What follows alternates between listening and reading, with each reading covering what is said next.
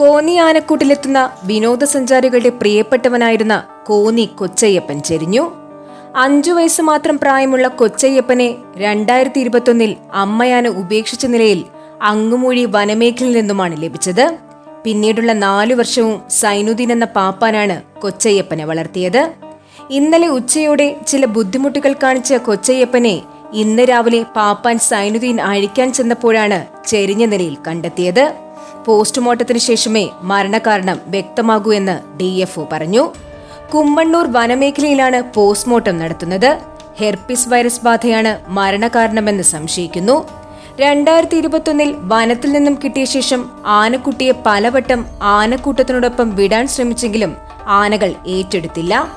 ആരോഗ്യ പ്രശ്നങ്ങളെ തുടർന്ന് കാട്ടാനക്കൂട്ടം തള്ളുന്ന ഇത്തരം കുട്ടിയാനകൾ അതിജീവിക്കുന്നത് കുറവാണ്.